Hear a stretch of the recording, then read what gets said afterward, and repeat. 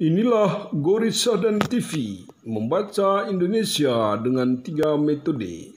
Metode pemikiran. Siang kepada pemirsa Gorissa dan TV di seluruh Indonesia. Gorissa dan TV membaca Indonesia dengan 3 metode pemikiran. Metode pemikiran kritis, metode pemikiran analitis, dan metode pemikiran reflektif. Pemirsa Gorissa dan TV yang kami cintai, pada kesempatan ini kita kembali berdiskusi dengan Bang Ferdi Lustitulis. Beliau adalah Ketua Lembaga Kebijakan Publik Indonesia.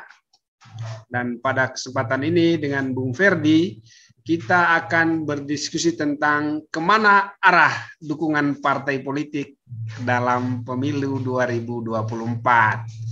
Nah, perlu pemirsa ketahui bahwa sekarang konsolidasi partai-partai sudah semakin mengerucut, mengarah kepada 3 calon yang sangat potensial menurut hasil survei terakhir, yaitu Ganjar Pranowo, Prabowo Subianto, dan Anies Baswedan. Nah, kita juga perlu mengetahui bagaimana strategi-strategi yang dilakukan oleh partai untuk mendapatkan kandidat efek atau efek yang diperoleh oleh partai dari karena mereka mendukung satu calon tertentu. Nah, waktu dan kesempatan kita berikan kepada Bang Ferdi. Silakan Bang Ferdi. Ya, terima kasih Bang Goris, terima kasih pemirsa Gorissa dan TV. Kembali bertemu dengan saya pada sore hari ini untuk kita membahas, menurut saya bahwa tema yang disodorkan ini sangat menarik. Bagaimana partai-partai politik mempersiapkan diri dalam rangka kompetisi pemilu 2024 yang akan datang. Kalau kemarin kita membahas tentang parliament threshold, pencalonan calon presiden dan wakil presiden, saya kira di pemilu 2024 yang akan datang tetap memakai persyaratan PT 20% itu. Ya. Dan pada hari ini kita melihat potret dari lembaga-lembaga survei. Ada beberapa calon presiden yang potensial untuk mempersiapkan diri untuk kompetisi di Pilpres yang akan datang. Nah, melihat dari potret survei, tentu partai-partai politik yang mempunyai kursi di DPR RI ini tentu menjadi masukan yang sangat berarti untuk mereka. Kenapa sangat berarti? Karena memang itu adalah potret yang dibaca oleh lembaga survei yang muncul pada kesempatan ini. Tetapi yang utama bagi partai politik hari ini adalah konsolidasi di dalam internal partai, dan yang kedua tentu menampung aspirasi dari tingkat bawah. Kira-kira siapa yang memang yang mereka akan usung nantinya. Tetapi apabila kita melihat kursi di DPR hari ini, hasil pemilu yang lalu, maka ada 5 partai politik yang bisa menentukan poros koalisi. Yang pertama adalah PD Perjuangan, yang kedua adalah Partai Gerindra, yang ketiga adalah Partai Kebangkitan Bangsa, kemudian Partai Golkar, dan Partai Nasdem. Sedangkan partai yang lain itu kan tidak mencapai sekian persen, termasuk PKS tentu saja. Nah, dari kursi yang ada di DPR sekarang ini, dengan tadi saya katakan bahwa untuk mencalonkan calon presiden persyaratan 20%, maka apabila kita bagi dalam 3 poros, calon presiden bisa muncul 3 calon. Nah, tetapi pertanyaannya, apakah yang sekarang ada di potret dari survei, apakah mereka nanti bisa dicalonkan atau tidak? Nah, di dalam politik bisa terjadi, bisa saja tidak. Ya. Karena apa? Karena yang namanya survei, yang namanya kesukaan masyarakat tentu setiap hari, setiap waktu berbeda. Nah, karena itu maka partai politik hari ini belum satu pun yang pede untuk mencalonkan calon atau kader mereka untuk disodor menjadi calon presiden. Walaupun ada beberapa ketua umum partai politik sudah secara internal di dalam internalnya sudah memutuskan calon presiden. Misalnya Prabowo, yang kedua Airlangga, yang ketiga Muhammad Iskandar, dan sedangkan PD Perjuangan kan bukan ketua umum yang calon, tetapi ada dua nama yang selalu dibicarakan adalah Puan Maharani dan Ganjar. Nah, dari sisi itu saya melihat bahwa partai politik nanti akan mengerucut kira-kira siapa yang akan mereka calon. Nah, yang pertama tentu siapa yang muncul survei yang paling disukai masyarakat pada saat mereka menentukan. Itu yang pertama. Dan yang kedua, soal kepentingan komunikasi politik di antara partai-partai politik. Dan yang ketiga tentu, mereka juga akan suka atau tidak berdasarkan keinginan dari pemilih yang pemilih dari partai-partai yang ada di parlemen hari ini. Nah, karena itu, penentuan calon presiden nanti akan ditentukan seperti yang dulu lagi, yakni menit-menit terakhir. Kenapa menit-menit terakhir? Itu tadi, karena mereka mau calon yang mereka usung nanti bisa memenangkan kompetisi.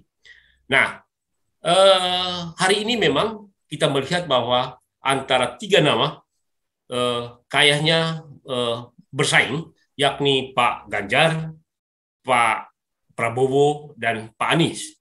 Nah, pertanyaannya adalah yang berpeluang untuk maju, artinya dia mempunyai kursi di DPR RI adalah Prabowo. Kenapa dia mempunyai kursi? Tinggal dia mencari partner koalisi. Sedangkan Pak Ganjar dengan dengan Anies itu belum yakin kita untuk bahwa mereka nggak dicalonkan atau tidak oleh partai-partai politik. Tentu tergantung pendekatan mereka. Nah, tetapi jangan lupa ada juga Pak Airlangga, ada juga Pak Erick Thohir, dan mereka ini sekarang sudah bekerja juga konsolidasi baik dengan partai politik maupun dengan tim suksesnya. Nah, kalau di dalam kompetisi pemilu itu kan ada yang istilah penataan teritorial. Nah, ini juga menjadi penting untuk memenangkan kompetisi di tahun 2024. Nah, tetapi dari semua itu, Bung Goris, saya yakin dan saya yakini bahwa calon presiden nanti di 2024 pasti dari nama-nama yang muncul hari ini. Itu ada Pak Prabowo, ada Pak Ganjar, ada Ibu Puan, ada Erick Thohir, ada Airlangga, ada Muhammad Iskandar. Nah, saya kira nama-nama itu saja yang akan menjadi magnet untuk dilirik partai-partai politik. Begitu, Bung Goris. Oke. Sejauh pengamatan yang lakukan, sejauh mana sih konsolidasi yang dilakukan di internal partai politik sekarang?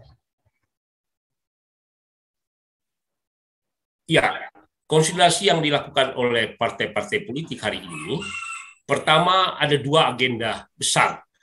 Agenda pertama adalah memenangkan pileg, yang kedua pilpres. Nah, yang dilakukan partai hari ini masih dalam proses tahapan untuk pendaftaran pendaftaran partai politik. Kali itu memang tahapan-tahapan yang harus dilewati. Tetapi konsolidasi di internal partai semakin mengerucut, sudah semakin mengerucut ya. Kira-kira karena memang ini sudah masuk tahun politik ya. Karena ini kan sudah masuk tahapan pertama. KPU sudah dilantik, Bawaslu dilantik. Jadi kalau ada isu penundaan pemilu dan sebagainya, saya kira udah tutup buku. Nah, ini lagi partai-partai politik sekarang sudah melakukan konsolidasi. Nah, momentum hari raya, momentum ini dan sebagainya ini kan bagi partai politik sangat penting dan sangat perlu.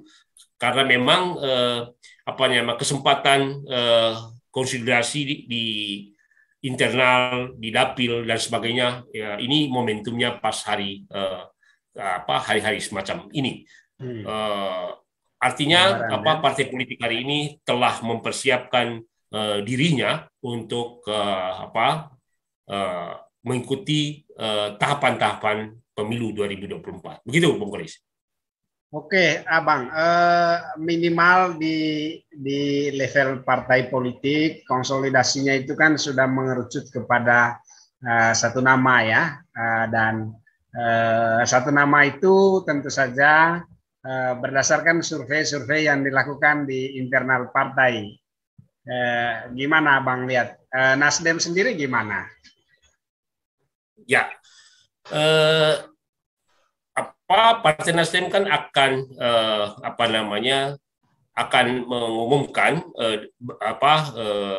mengumumkan hasil evaluasinya, hasil aspirasi dari daerah dan sebagainya. Itu kan nanti ada 3 nama yang akan kita ini. Tetapi sampai hari ini belum ini karena kita masih belum melihat kira-kira siapa yang memang pantas untuk di ini.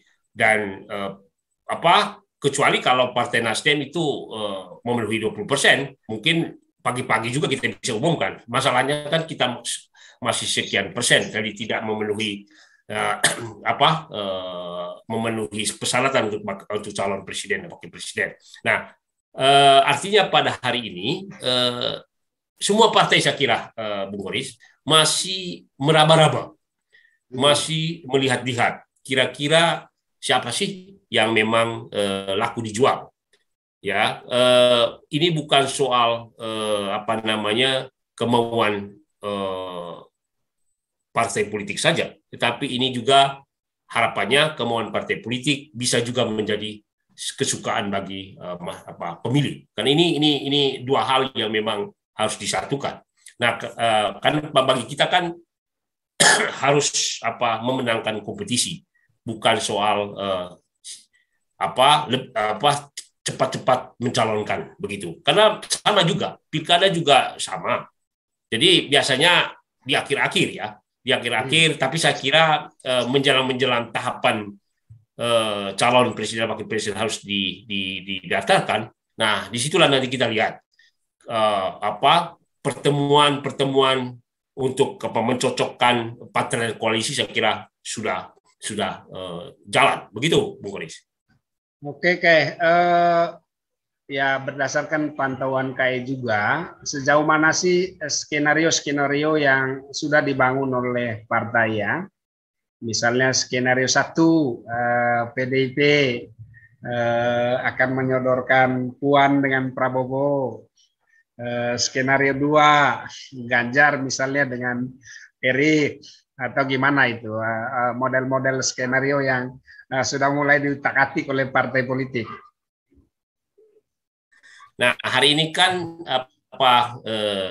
para tim sukses mencoba menjodohkan si A dan si B gitu ya, lalu coba dijual ke publik gitu ya. Misalnya sekarang ini ada calon misalnya Pak Ganjar Erik atau Pak Ganjar Anies, kemudian ada misalnya Anies AHY gitu ya. Saya kira ini masih dalam mencoba untuk melemparkan calon itu di tengah masyarakat. Apakah memang masyarakat suka dengan atau tidak dengan calon yang disodorkan itu. Tetapi semua itu bukan oleh partai politik. Itu pasti dilakukan oleh tim sukses. Kalau partai politik, saya kira mereka punya mekanisme organisasi yang harus dijalankan. Misalnya ada yang nanti melalui rapat pimpinan nasional, ada yang juga melalui rapat pleno DPP dan sebagainya. Nah, tetapi misalnya ada muncul Anies AHY. Nah, kalau dua partai oposisi ini berambisi untuk calonkan, saya kira tidak bisa karena memang belum bisa memenuhi 20%. Maka dia butuh partai lain ya yang muncul. Nah, kalau yang seperti yang selalu kita katakan bahwa yang bisa mencalonkan di 2024 hanya satu partai politik, yakni PDI Perjuangan, karena dia memenuhi 20%. Tetapi apakah PDI Perjuangan mau calon sendiri? Saya kira tidak juga. Dari dua nama yang muncul, Ganjar dan Puan, saya kira PDI Perjuangan nanti tidak akan memaksa diri apabila misalnya Ganjar surveinya rendah, Puan surveinya rendah, memaksa diri dan sebagainya, atau pasti akan memilih dari dua nama ini dengan survei yang meyakinkan untuk menangkan pertarungan. Karena PDIP juga tidak bisa memaksa diri kadernya yang tidak akan memenangkan kompetisi. Saya kira itu ini. Nah, tetapi yang paling penting dari ini, Bung Boris, adalah peran Jokowi nanti. Peran Jokowi. Kenapa peran Jokowi ini sangat penting? Dan saya kira partai-partai koalisi yang ada di pemerintahan hari ini pasti selalu melakukan komunikasi dengan Pak Jokowi. Kenapa? Karena memang ada agenda-agenda politik yang sekarang dilakukan oleh pemerintahan hari ini, tentu ada keinginan dari Presiden Jokowi untuk melanjutkannya. Salah satunya misalnya ibu kota negara. Kemudian ada kebijakan-kebijakan lain berkaitan dengan infrastruktur misalnya. Kemudian berkaitan dengan kereta cepat misalnya. Nah, pertanyaannya apakah beberapa agenda itu bisa diselesaikan pada pemerintahan hari ini? Tentu jawabannya tidak. Oleh karena itu, maka Presiden Joko Widodo dan juga tentu Pak Wakil Presiden akan bersama-sama berdiskusi siapa sih yang bisa melanjutkan program-program yang baik ini ke depan. Nah, saya kira disitulah nanti kompromi diskusi yang menarik di antara partai-partai koalisi. Kan bisa saja partai koalisi ini nanti dibagi 3 atau dibagi 2 calon, tetapi sebenarnya dua-duanya orangnya Jokowi. Kan bisa saja terjadi. Nah, atau misalnya, kan sangat menarik untuk didiskusikan. Kok tiba-tiba Pak Jokowi kemarin datang ke melihat persiapan Formula E misalnya, dengan Pak Anies gitu ya. Nah, tapi bisa itu dibaca secara politik. Bisa dibaca secara politik. Apakah karena suka atau tidak harus kita akui bahwa Pak Anies ini dulu adalah tim suksesnya Jokowi di periode pertama. Ya, bahwa hari ini ada yang memisahkan antara Jokowi dan Anies, itu menurut saya juga salah. Nah, karena apa? Anies itu dulu di DKI mencalonkan gubernur di DKI misalnya, ada dua poros yang berbeda yang sangat kencang misalnya. Itu kan dalam rangka kompetisi untuk memenangkan kompetisi. bahwa apakah Pak Anies itu misalnya ada isu dia orang yang membela A, B, membela C, ya enggak juga. Saya yakin tidak, karena kita tahu bahwa Pak Anies di DKI juga dalam memimpin ini ya itu kan juga tidak kelihatan itu sebenarnya. Tapi ya tim sukses harus melakukan itu, kan ini kan bicara suara. Nah karena itu ke depan ini peran Pak Jokowi ini sangat sangat menentukan. Itu tadi bicara tentang kelanjutan program kerja dari pemerintahan hari ini. Nah karena apa yang kemarin dilempar isu menyangkut perpanjangan 3 periode dan sebagainya itu kan mau membaca potret masyarakat siapa yang mendukung atau tidak. Nanti baru disitulah partai politik akan melakukan perang-perang teritorialnya. Begitu, Bang Goris. Oke, ini menarik ya tentang pengaruh Jokowi ya. Jokowi itu kan orang Jawa dan beliau itu kental dengan politik simbol ya. Simbol-simbol seperti yang kayak sampaikan tadi, orang bisa baca bahwa Jokowi mulai dekat dengan Anies kan, gitu dah. Walaupun misalnya selama ini selalu ada framing bahwa Jokowi tidak suka dengan Anies. Jokowi dibuang, Anies dibuang oleh Jokowi gitu ya, macam-macam gitu. Di samping itu ada nggak misalnya simbol-simbol pengaruh dan kedekatan Jokowi terhadap kandidat yang lain yang kayak lihat misalnya? Ya ada juga kan beberapa waktu yang lalu Jokowi bertanya tuh kepada beberapa menteri, siapa yang mau mencalonkan diri menjadi presiden? Ya, saya kira Bung Goris, Pak Jokowi yang kita apresiasi adalah dia memberikan peluang kepada tokoh-tokoh potensi bangsa ini untuk mencalonkan diri, termasuk menteri kabinetnya. Ya. Nah, semua yang mencalonkan diri hari ini, dia semuanya dia lakukan pendekatan.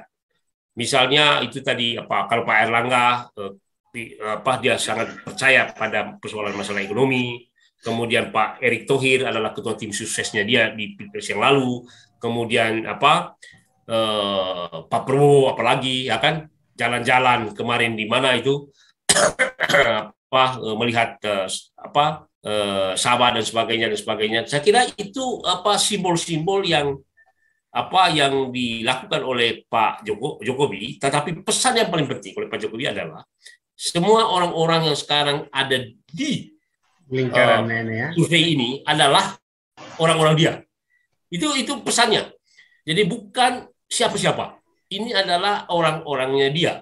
Jadi kalau orang membacanya bahwa Pak Jokowi ini itu kan tim sukses mau pecah mau petakan seperti itu. Tetapi saya lihat bahwa Pak Jokowi sudah melakukan gaya-gaya untuk melakukan pendekatan dan dia menunjukkan bahwa orang-orang ini tidak ada masalah seharusnya.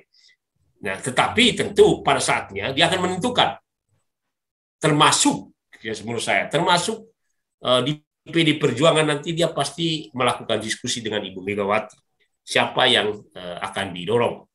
Begitupun kalau misalnya Pak Jokowi dengan Pak Surya Paloh misalnya datang di peresmian gedungnya, kan itu lalu duduk di kursinya, itu kan simbol-simbol politik. Kursinya Pak Surya Paloh diduduki oleh Pak Jokowi dan sebagainya. Itu mau menunjukkan bahwa komunikasi politik sudah berjalan. Nah, tiba-tiba Pak Erlangga datang ke Nasdem, kan begitu. untuk bertemu, nah, kan begitu. Nah, itu kan artinya ada sebuah komunikasi yang kita tidak bisa membaca kemana arahnya. Tetapi dia mau mengatakan bahwa partai-partai ini masih dalam kendali beliau.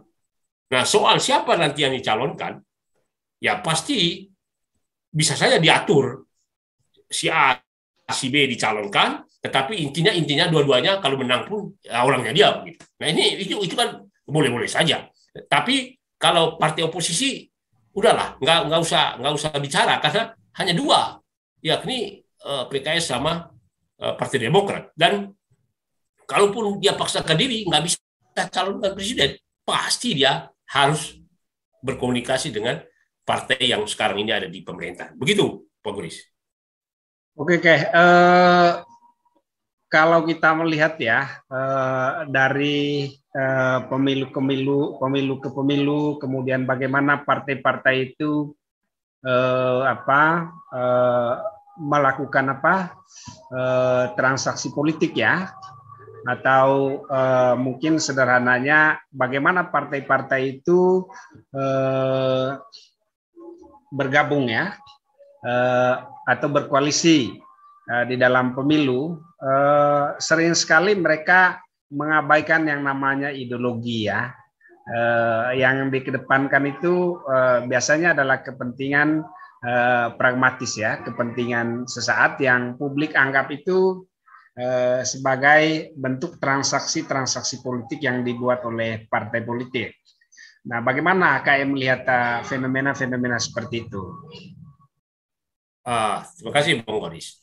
Saya kira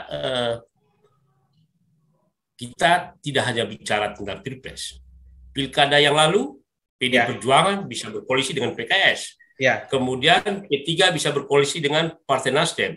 Kemudian PKB bisa berkoalisi dengan Partai Gerindra dan sebagainya. Saya kira partai-partai di Indonesia untuk bicara ideologi ya, tetapi bicara tentang koalisi, memenangkan sebuah kompetisi, saya kira sudah kita lihat di potret pilkada dan itu sudah jelas gitu, tidak ada masalah di situ. Nah, kan ada dua hal yang yang akan menjadi jodoh di politik ini, Bung Goris. Yang pertama adalah bicara kepentingan kita sama atau tidak.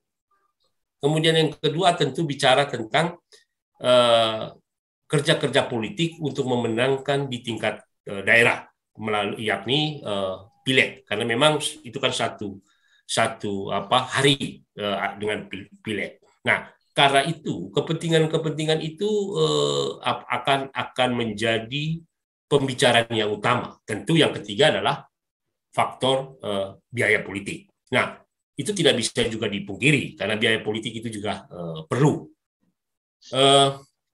Karena kalau tidak ada biaya politik, bagaimana mereka bersama-sama untuk memenangkan kompetisi di daerah masing-masing. Nah, karena itu maka komunikasi kepentingan itulah menjadi satu hal yang paling penting dalam mengambil keputusan partai politik nanti. Siapa kira-kira yang akan mereka dorong. Nah, bicara tentang ada istilah di dalam politik ya Om Goris, konflik dalam kemesraan. Bahwa hari ini ada konflik, ya silakan, tapi masih dalam konteks kemesraan gitu. Jadi tidak ada masalah sebenarnya. Jadi koalisi itu pasti akan muncul, ada ini, tapi bicara kepada konflik untuk nanti semakin bermesra ya. Kan gitu. Nah, artinya ini adalah hal yang biasa dalam kompetisi semacam ini. Nah, kalau bicara ideologi ini dan sebagainya, ada nanti ada partai nasionalis, saya kira mungkin dalam pertarungannya, tapi kalau pada saat penentuan calon itu tidak ada ideologi di situ, tapi kepentingan yang paling utama. Begitu, Bung Boris. Oke, ini audionya itu dibuka ya, mohon dibuka ya. Ini penting sekali untuk dibahas ya. Ada yang namanya hukum besi partai politik ya. Misalnya partai sekarang melihat ada sejumlah kandidat ya yang sangat menonjol ya, dan ada beberapa kandidat misalnya yang istilahnya kandidat yang saingannya itu justru menjadi menjadi kompetitif di internal partai. Misalnya Puan dan Ganjar ya, maka di situ atau Anies dengan Prabowo katakanlah begitu ya. Maka di situ tentu saja akan berlaku hukum besi partai. Nah, hukum besi partai itu artinya apa? Partai tidak lagi memperhitungkan suara-suara publik tentang siapa yang paling terpilih misalnya di tingkatan publik ya. Tetapi yang bermain itu adalah otoritasnya partai. Nah, katakanlah dalam pemilu 2024 kita melihat bahwa hukum besi partai itu pasti berlaku. Misalnya Gerindra dengan PDIP itu pasti akan misalnya menentukan udah deh Prabowo dengan Puan aja. Kemudian pasti ada calon satunya lagi yang boleh dikatakan sebagai boneka ya. Mungkin bukan Anies, juga mungkin bukan Ganjar ya.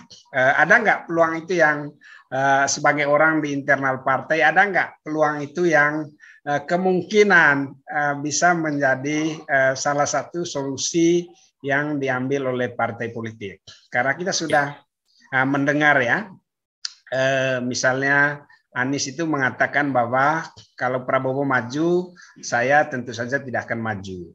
Karena itu sudah menjadi komitmen bersama. Itu salah satu poin yang disampaikan oleh Anies ya. Gimana itu? Ya, Bung Goris, dalam politik itu bisa saja. Ya. Semacam itu. Tetapi kembali kita harus katakan bahwa ini sekarang pemilihan langsung yang harus menjadi pertimbangan dari partai-partai politik.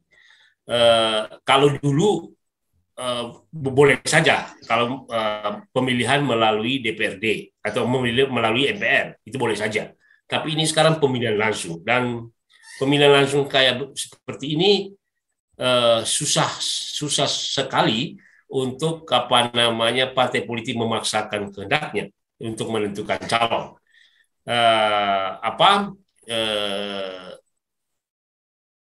Itu dalam posisi semacam pemilihan langsung begini memang betul-betul partai politik harus mencalonkan ini. Kan sudah bukti dulu.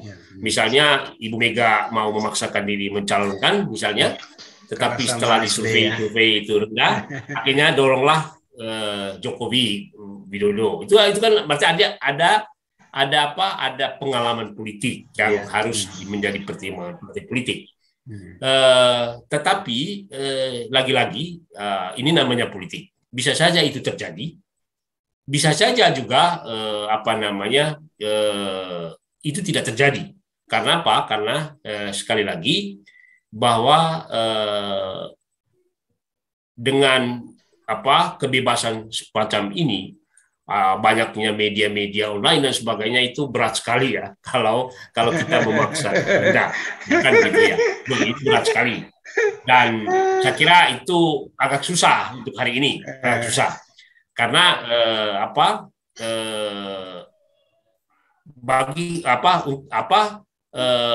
untuk hari ini, Pak Goris, yang paling penting dan utama adalah karena memang terbukanya politik dan bagaimana masyarakat berpartisipasi dalam penentuan memilih pemimpin bangsa ini berawal dari saat misalnya Pak SBY periode pertama, kemudian Pak Jokowi di berikutnya. Ini kan kelihatan sekali bahwa masyarakat ikut partisipasi melalui lembaga-lembaga survei tadi. Nah, ketahuan. Jadi tidak bisa memaksa. Kalau memaksa pasti saya yakin pasti kalah. Jadi, tapi itu tadi sekali lagi Pak Goris bahwa bisa saja nanti itu terjadi melalui oligarki party, tetapi saya kira itu sangat jauh dari jauh dari yang kita lakukan hari ini, gitu, Bung Boris. Ya. Ya, ini kan ada fenomena yang sangat menarik ya, kayak ya. Di tingkat lokal ini kan termasuk juga di tingkat pusat ya. Publik melihat ada gejala bahwa politik kita itu semakin oligarkis ya, semakin dikuasai oleh segelintir orang, begitu ya. Nah, ini tentu saja juga terkait dengan bagaimana sih demokratisasi itu dilakukan di level internal parpol. Ya, kalau Nasdem ya kita akui ya, Nasdem cukup terbuka ya. Apa istilahnya, selalu bergerak sesuai dengan suara publik ya untuk beberapa kasus ya. Tetapi kan tidak semua partai itu seperti Nasdem, ya kan? Ada partai yang memang cukup kaku untuk menangkap suara-suara publik.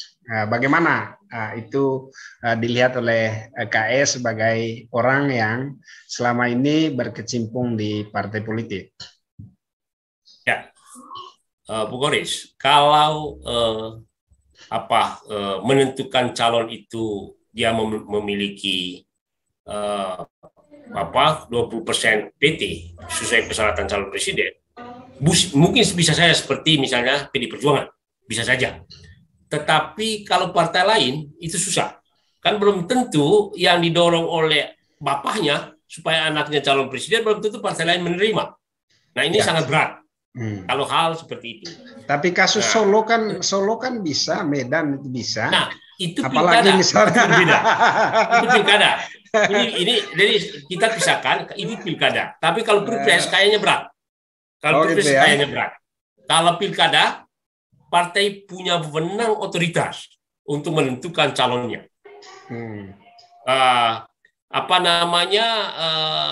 Tapi kalau pilpres itu menurut saya tidak bisa dilakukan kayak partai politik DPP menentukan calon pilkada. Sangat berbeda ini. Nah, karena itu Bung Goris, saya lihat bahwa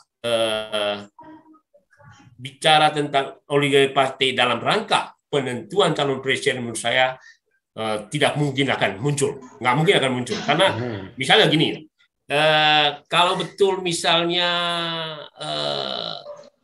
Ibu Puan mau mencalonkan diri, nah fakta surveinya kan masih rendah di bawah Pak Ganjar, kan artinya apa? Antara keinginan dari kita berbeda dengan apa yang menjadi harapan masyarakat. Dan ini kan masalahnya. Nah, nggak bisa memaksa diri. Tapi kalau menjadi ketua DPR, ya itu haknya Ibu Mega. Kan begitu. Jadi dia bisa tentukan anaknya menjadi ketua DPRD, menjadi ketua DPR. Tetapi ini bisa saja dia mencalonkan si A, tapi belum tentu rakyat masyarakat memilihnya. Kan begitu. Ya, dan menurut saya ini sangat berbeda sekali antara bakal calon presiden dan wakil presiden dengan bakal calon pilkada. Sangat berbeda. Jadi partai politik tidak bisa menentukan kayak seperti itu. Begitu, Pak Polri. Oke. Ini kan memang mungkin kayak bicara pada tataran idealis ya. Tetapi pada tataran praktis operasional itu kan publik melihat bahwa kewenangan untuk menentukan calon presiden itu kan ada pada partai politik, dan itu sudah tertutup, itu pasti kan? ada. Nah, itu pasti Pak Goris, itu pasti ada. Hanya itu tadi sekali lagi, karena ini pasar bebas. Kalaupun kita memaksa kehendak bahwa ini calon kita, belum tentu rakyat memilih. Ya. Tetapi itu pada saat komunikasi politik, pertemuan dalam rangka partner koalisi, disitulah akan bicara. Bisa saja tidak melihat survei, bisa saja tidak melihat survei, tetapi akan melihat kepentingan. Artinya tadi kan potret survei ini kan adalah potret masyarakat, kan begitu. Nah, soal survei itu apakah dibayar atau tidak bayar itu bukan urusan kita. Tapi minimal potret survei itu menunjukkan akan pendapat menjadi publik, ya? Itu suara publik yang menjadi bagian tak terpisahkan dari masukan bagi partai politik untuk menentukan. Nah, tetapi apakah nanti dipaksa atau tidak kan tergantung pada kompromi komunikasi di dalam kerangka penentuan partner koalisi. Nah, karena itu saya katakan tadi bahwa tidak berarti bahwa hak DPP itu tidak ada. Hak DPP itu pada saat komunikasi itu. Kan begitu. Nah, apakah nanti misalnya Ibu Puan dengan Pak Prabowo misalnya, atau sudah ada kesepakatan sebelumnya Prabowo Puan misalnya. Pertanyaannya, apa kata masyarakat PD Perjuangan kalau Prabowo yang nomor 1? Kenapa? Karena memang PD Perjuangan nomor pemenang pemilu. Kan begitu. Artinya hal-hal semacam itu tidak mudah juga, walaupun DPP sudah melakukan kesepakatan politik. Tapi kan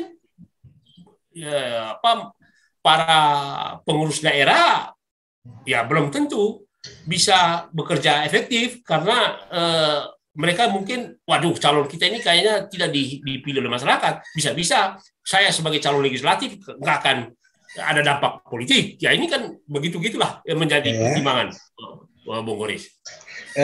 Tapi kita kan punya data kayak punya beberapa kasus ya. Misalnya kalau kita comparekan dengan beberapa pilkada terakhir ya. Misalnya pilkada 2020 itu ya, kan ada 2 tuh calon boneka di dalam pilkada. Satunya itu adalah calon yang sengaja dicalonkan oleh parpol, tetapi dia tidak memiliki elektabilitas.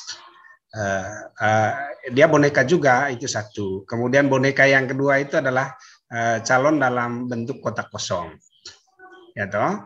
Jadi calon tunggal yang berhadapan dengan kotak kosong. Dan saya rasa fenomena calon boneka ini bukan tidak mungkin terjadi di dalam pemilihan presiden tahun 2024. Ya. Karena toh mereka sudah punya pengalaman bagaimana rejim itu beroperasi di dalam pemilihan kepala daerah. Kemudian yang berikutnya terkait dengan logika publik, nggak ada tuh publik yang bersuara sampai dengan sekarang. Misalnya di beberapa kabupaten ya, nggak ada yang misalnya mengkritisi bahwa mereka sudah memilih calon yang sebenarnya digerakkan oleh naluri-naluri politik tertentu, kira-kira begitu. Ya. Ini Pak Goris, artinya sekali lagi itu bisa-bisa saja. Tetapi kan ada banyak fakta politik juga. Misalnya Kota Makassar. Semua partai politik mencalonkan ini perlawanan kota kosong, dan yang menang kan kota kosong. Artinya rakyat tidak menghendaki itu. Kan begitu. Nah, ini juga hal sama. Tapi ini sekali lagi Bang Goris, bahwa kalau pilkada itu bisa saja dilakukan karena partai politik kan tidak punya kepentingan terlalu besar di situ, misalnya resikonya kecil ya, bicara tentang nanti ada dari partai untuk menjadi kepala dinas, itu nggak ada. Tapi kalau presiden ini sangat berkepentingan bagi partai politik. Nah, karena itu kalau kita melihat pilkada ya pasti yang terjadi. Ada juga kan ada banyak faktor, Om Goris. Pertama, apakah memang betul-betul disiapkan calon walaupun surveinya ini di pilkada, ataukah karena faktor lain ya, karena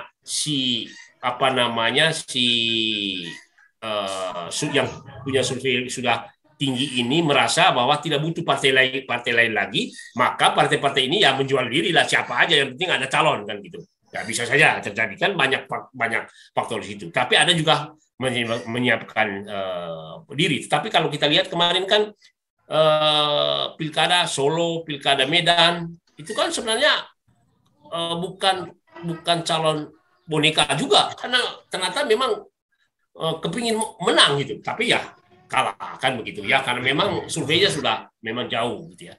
Tetapi kalau kita kembali kepada laptop tentang Pilpres, itu sangat menurut saya Om Guris sangat-sangat berbeda.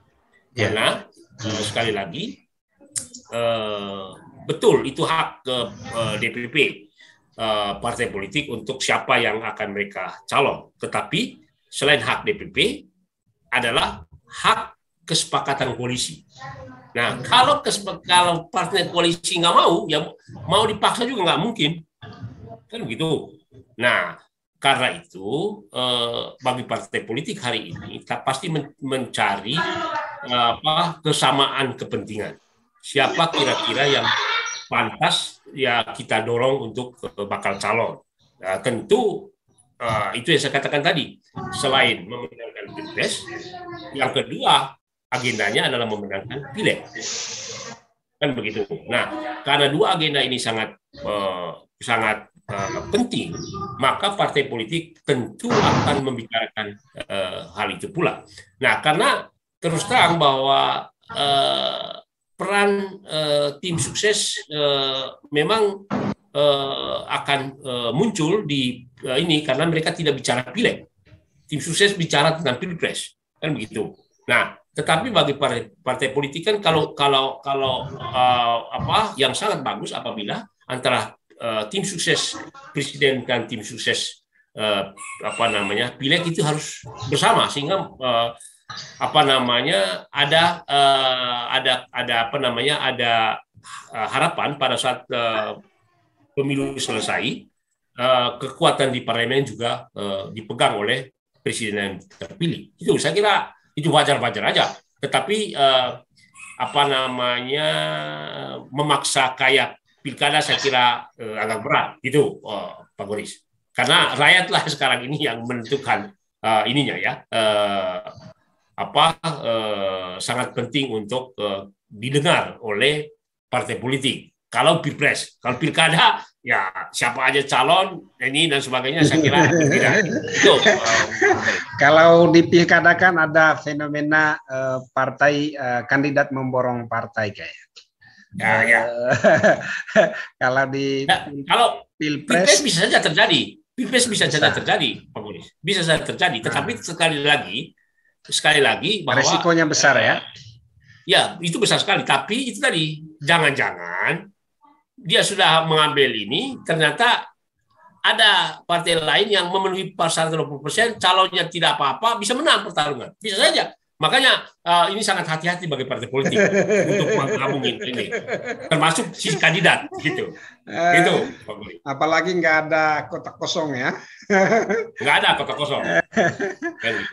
Ini pertanyaan berikutnya ini terkait dengan kalkulasi apa sih yang menjadi pertimbangan dasar ya bagi partai di dalam menentukan calon yang mereka usung di dalam Pilpres. Pertama, Pak Boris, pertimbangannya adalah potret survei yang dilakukan oleh lembaga survei yang independen tentu saja ya. Salah satunya Litbang Kompas. Kemudian yang kedua, bicara tentang pengalaman di pemerintahan, baik pemerintahan di pemerintahan pusat maupun di tingkat daerah. Nah, yang ketiga adalah pertimbangannya adalah tentu bicara tentang modal. Modal dalam ini bukan modal membayar partai, bukan. Ini modal kerja-kerja politik yang ada istilah kita tadi kerja-kerja teritorial. Yeah. Nah, ini kerja-kerja semacam ini kan butuh energi. Ya, butuh energi yang besar. Nah, karena itu maka modal uang juga adalah hal penting. Karena itu saya katakan tadi, karena ini juga kan bicara tentang pileg. Bagaimana partai-partai di daerah melakukan sosialisasi, melakukan kampanye dan sebagainya untuk dua agenda sekaligus, agenda si calon yang dicalonkan partainya dan pileg. Nah, ini kan kerja berbarengan. Nah, karena itu maka tiga hal ini sangat utama. Dan yang terakhir saya kira adalah si calon ini betul-betul disukai oleh pemilih. Kan di situ ada persyaratan-persyaratan dalam rangka pemenangan di Pilpres. Nah, karena itu potret survei ini sangat-sangat menjadi penting bagi partai politik. Tapi tentu survei yang dilakukan bisa dilakukan dua hal. Pertama, survei kita mendengar survei yang dilakukan oleh lembaga survei yang independen. Tetapi yang kedua, pasti partai politik juga melakukan survei internal. Kira-kira siapa yang pantas. Nah, tetapi apakah hari ini partai politik belum bicara tentang calon presiden? Sudah lakukan pembicaraan. Tetapi kan pembicaraan itu kan yang namanya di politik itu kan takutnya ada satu titik tertentu ya lecet politik gitu lah. Kan bisa aja satu tertentu misalnya dia kita calonkan si A, tiba-tiba kena korupsi. Padahal kita sudah calon, kan partai politik yang malu. Makanya hari ini Pak Koris, partai politik belum berani mencalonkan. Takutnya itu. Sudah mencalonkan si A, tiba-tiba ada ada kasus ya. Ada tsunami politik. Nah, akhirnya apa? Dampaknya kepada partai politik. Makanya hari-hari ini memang kalau ada memaksa siapa calon presiden partai, ya pasti yakin belum bisa ditentukan. Begitu Pak Goris. Oke, ini pertanyaan yang juga saya rasa sangat penting ya. Pertimbangan apa sih yang paling urgen bagi partai ya di dalam misalnya menentukan kami akan mencalonkan ini?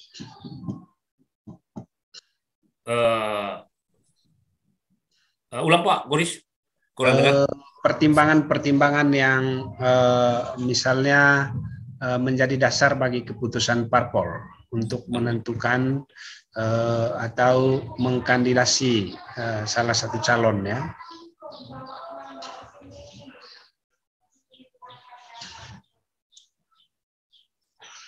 Halo Kai. Halo. Halo ya. Baru dengar. Ya, baru dengar ya. Ya, pertimbangan apa sih yang menjadi dasar bagi sebuah parpol untuk mencalonkan calon tertentu ya? Itu tadi Pak Goris. Pertimbangan yang paling utama adalah si calon kandidat ini bisa memenangkan kompetisi. Ya.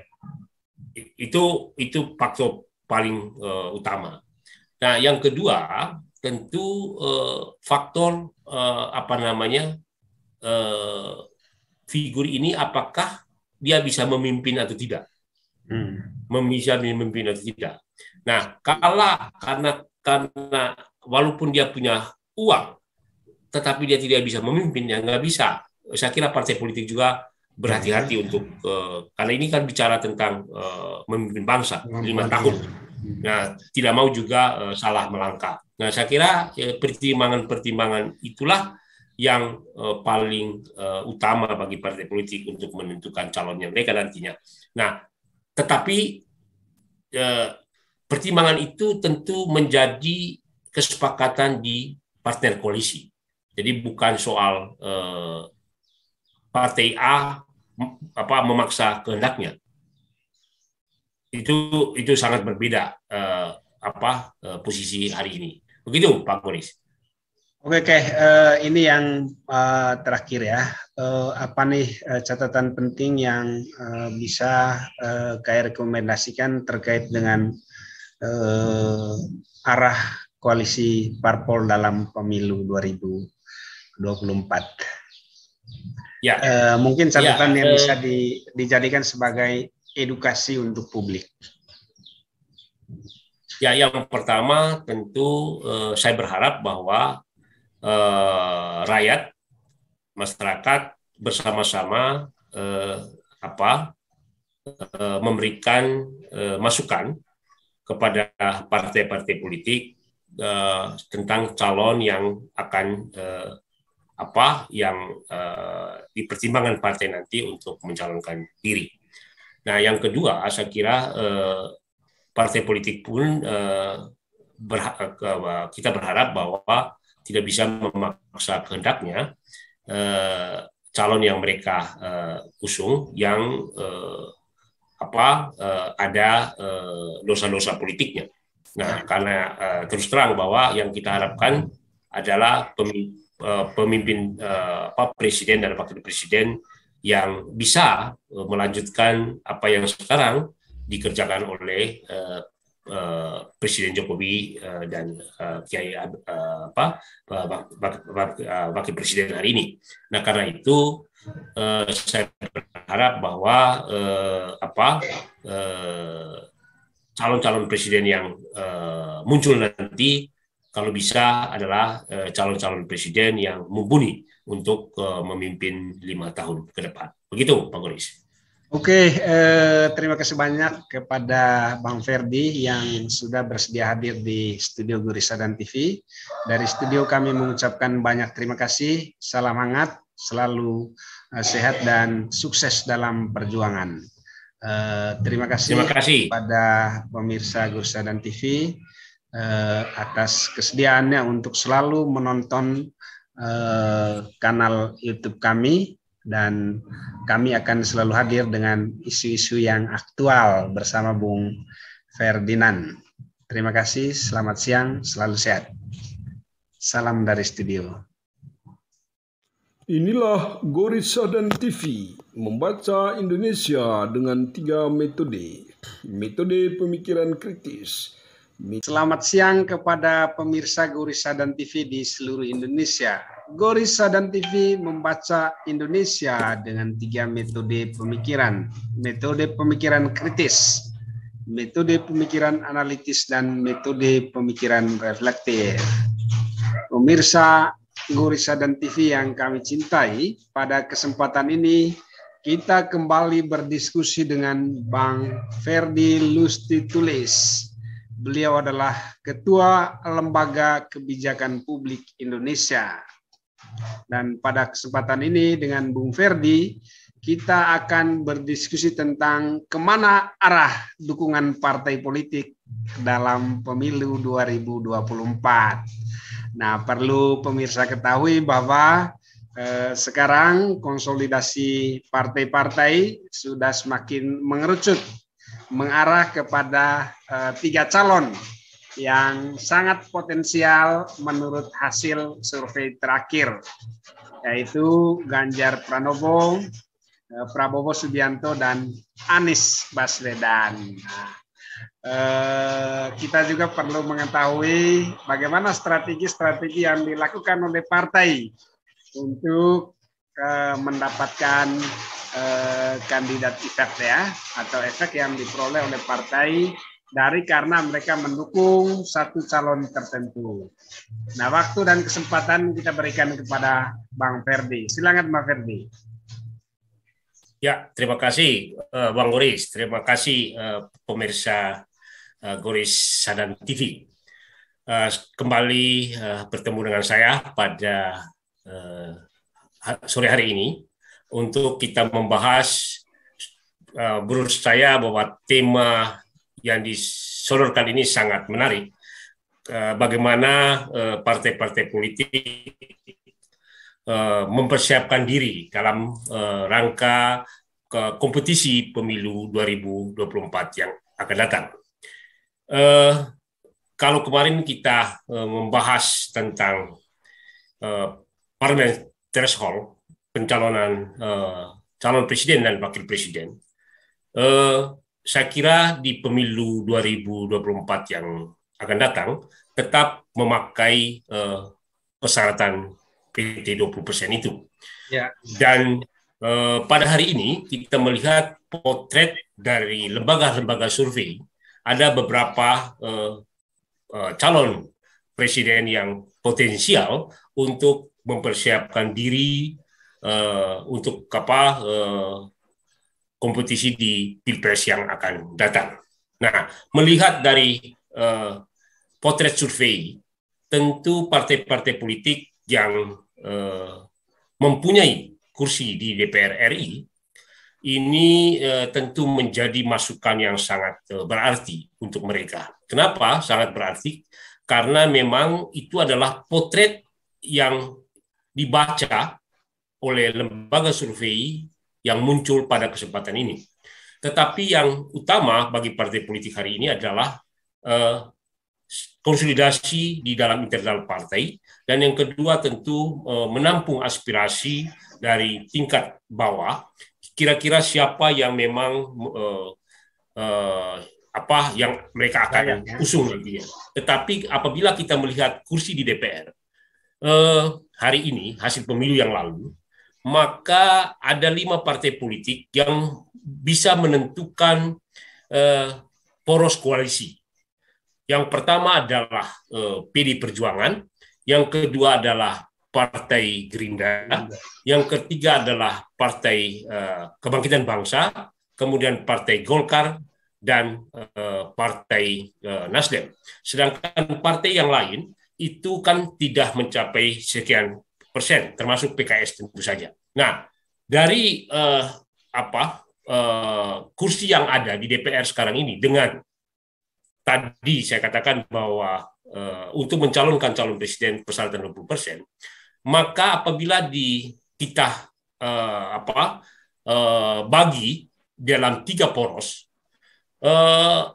calon presiden bisa muncul 3 calon. Nah, tetapi pertanyaannya, apakah yang sekarang ada di potret dari survei, apakah mereka nanti bisa dicalonkan atau tidak? Nah, di dalam politik bisa terjadi, bisa saja tidak. Ya. Karena apa?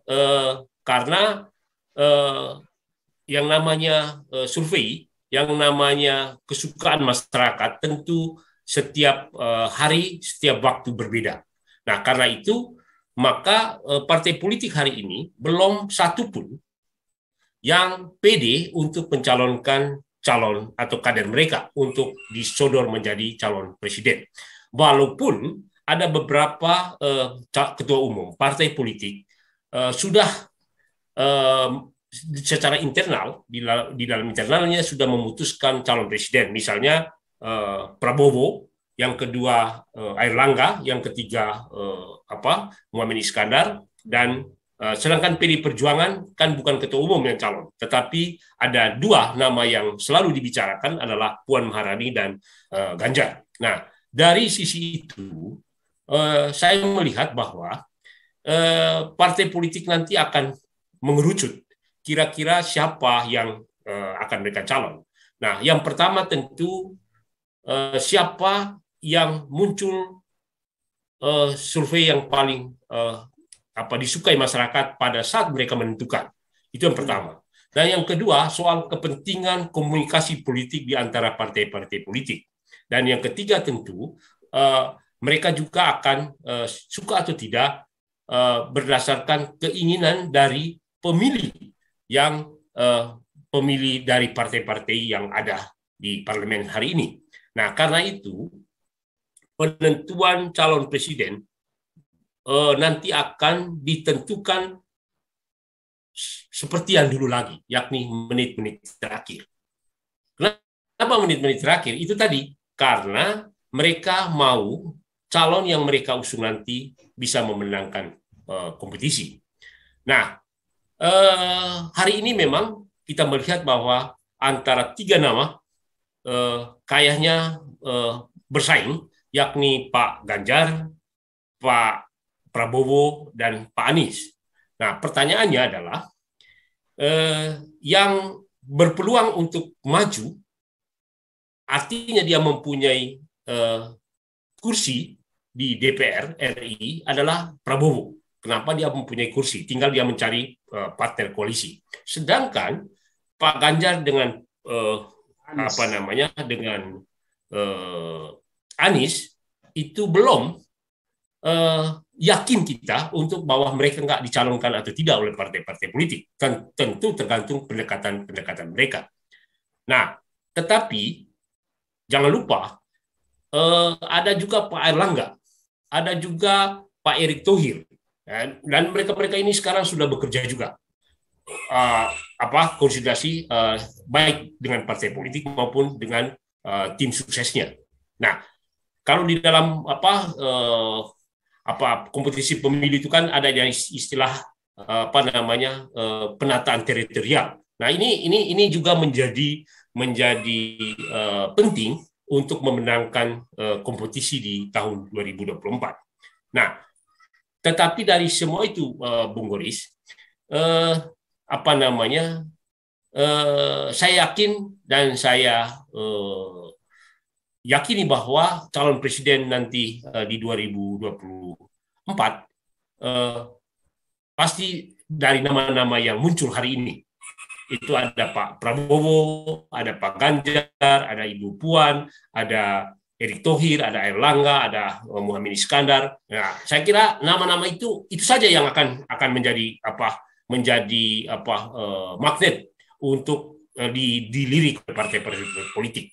Begitu, Bung Goris. Oke. Sejauh pengamatan yang lakukan, sejauh mana sih konsolidasi yang dilakukan di internal partai politik sekarang? Ya, konsolidasi yang dilakukan oleh partai-partai politik hari ini, pertama ada dua agenda besar.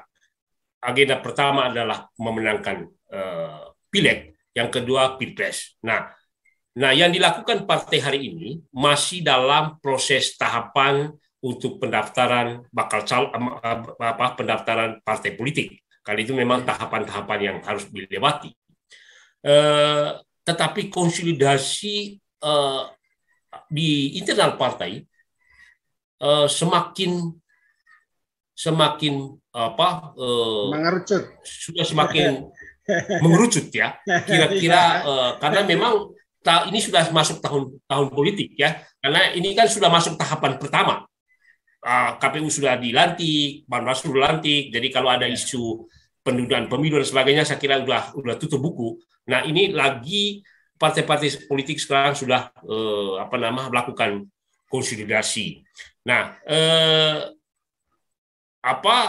momentum hari raya, momentum ini dan sebagainya ini kan bagi partai politik sangat penting dan sangat perlu. Karena memang kesempatan konsolidasi di internal, di dapil dan sebagainya, ya, ini momentumnya pas hari-hari semacam ini. Artinya partai politik hari ini telah mempersiapkan dirinya untuk mengikuti tahapan-tahapan pemilu 2024. Begitu, Bung Goris. Oke, Abang, minimal di level partai politik konsolidasinya itu kan sudah mengerucut kepada satu nama ya, dan satu nama itu tentu saja berdasarkan survei-survei yang dilakukan di internal partai. Gimana Abang lihat? Nasdem sendiri gimana? Ya. Partai Nasdem kan akan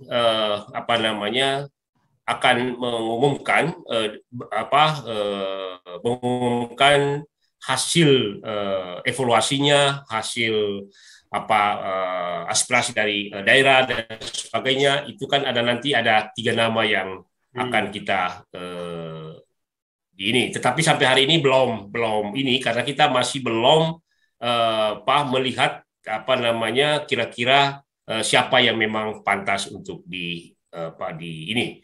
Dan kecuali kalau Partai Nasdem itu memenuhi 20%, mungkin pagi-pagi juga kita bisa umumkan. Masalahnya kan kita masih sekian persen, jadi tidak memenuhi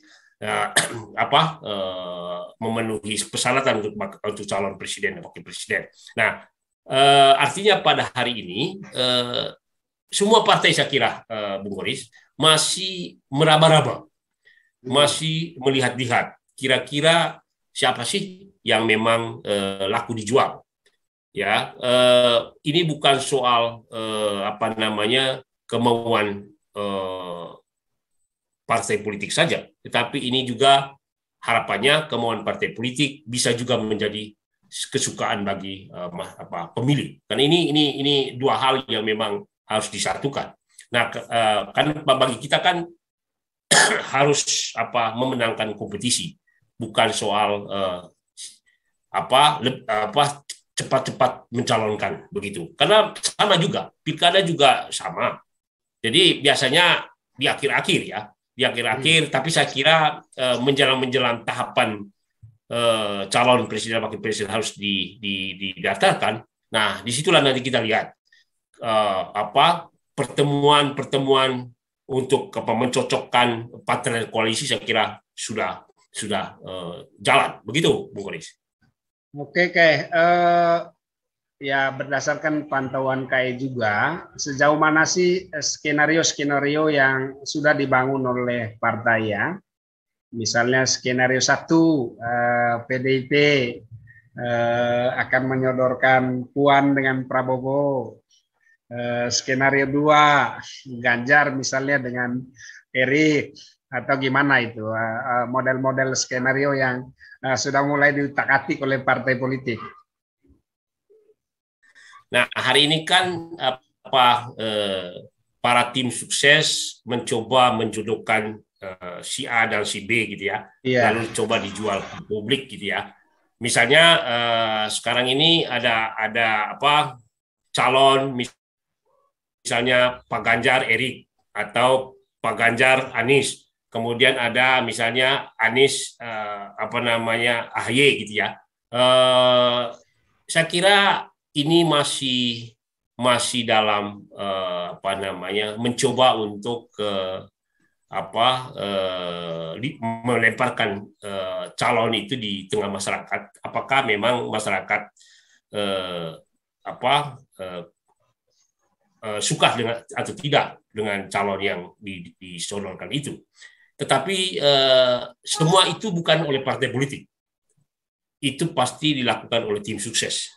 Kalau partai politik, saya kira mereka punya mekanisme organisasi yang harus dijalankan. Misalnya ada yang nanti melalui rapat pimpinan nasional, ada yang juga melalui rapat pleno DPP dan sebagainya. Nah, tetapi misalnya ada muncul Anies AHY.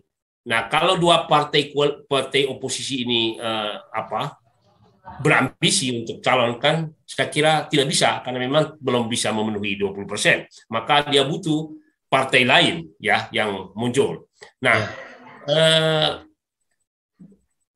kalau yang seperti yang selalu kita katakan bahwa yang bisa mencalonkan di 2024 hanya satu partai politik, yakni PDI Perjuangan, karena dia memenuhi 20%. Tetapi apakah PDI Perjuangan mau calon sendiri? Saya kira tidak juga.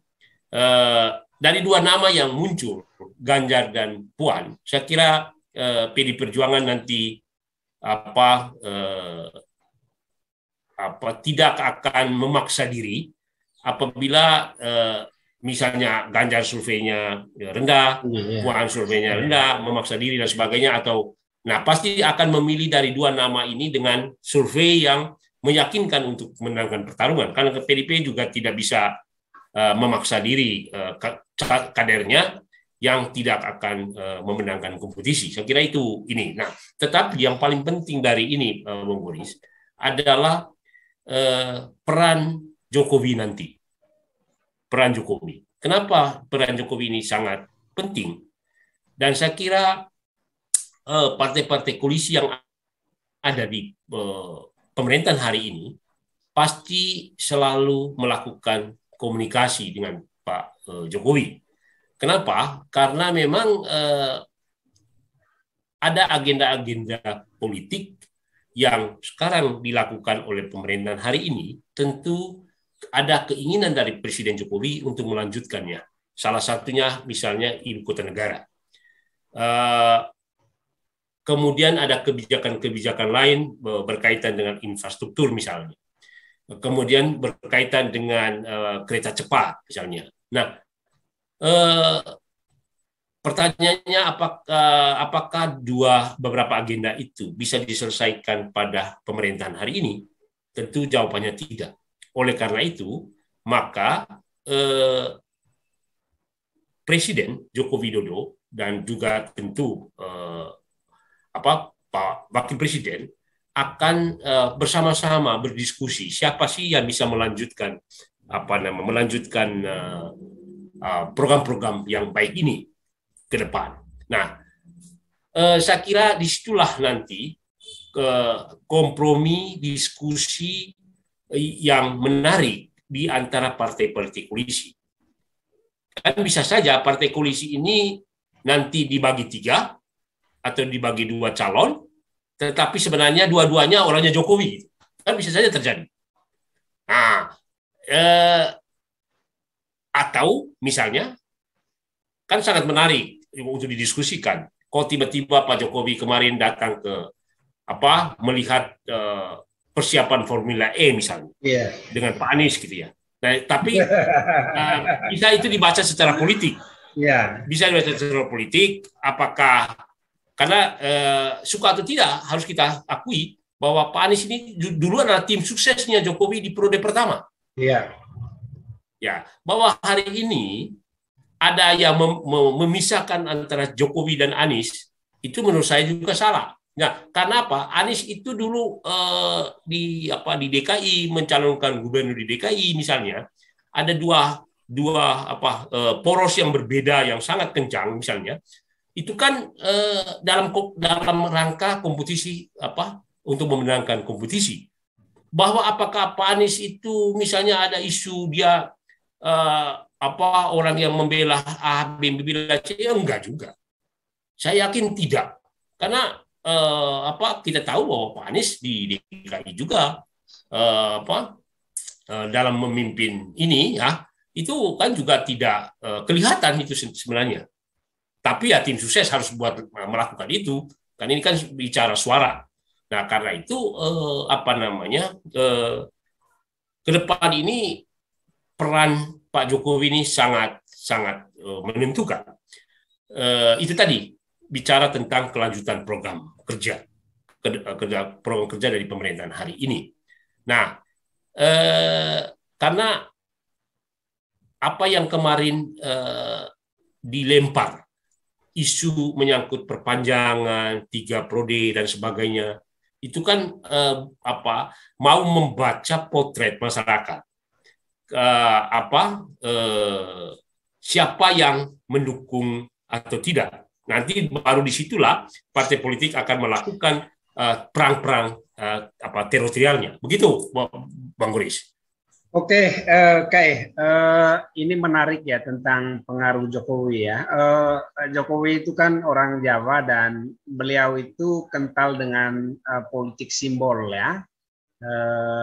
Simbol-simbol seperti yang Kai sampaikan tadi, orang bisa baca bahwa Jokowi mulai dekat dengan Anies kan, begitu dah. Walaupun misalnya selama ini selalu ada framing bahwa Jokowi tidak suka dengan Anies. Jokowi dibuang, Anies dibuang oleh Jokowi gitu ya, macam-macam gitu. Di samping itu ada nggak misalnya simbol-simbol pengaruh dan kedekatan Jokowi terhadap kandidat yang lain yang kayak lihat misalnya? Ya ada juga kan beberapa waktu yang lalu Jokowi bertanya tuh kepada beberapa menteri, siapa yang mau mencalonkan diri menjadi presiden? Ya, saya kira Bung Goris, Pak Jokowi yang kita apresiasi adalah dia memberikan peluang kepada tokoh-tokoh potensi bangsa ini untuk mencalonkan diri, termasuk menteri kabinetnya. Ya. Nah, semua yang mencalonkan diri hari ini, dia semuanya dia lakukan pendekatan. Misalnya itu tadi kalau Pak Erlangga dia sangat percaya pada persoalan masalah ekonomi. Kemudian Pak Erick Thohir adalah ketua tim suksesnya dia di Pilpres yang lalu. Kemudian Pak Prabowo apalagi ya kan jalan-jalan kemarin di mana itu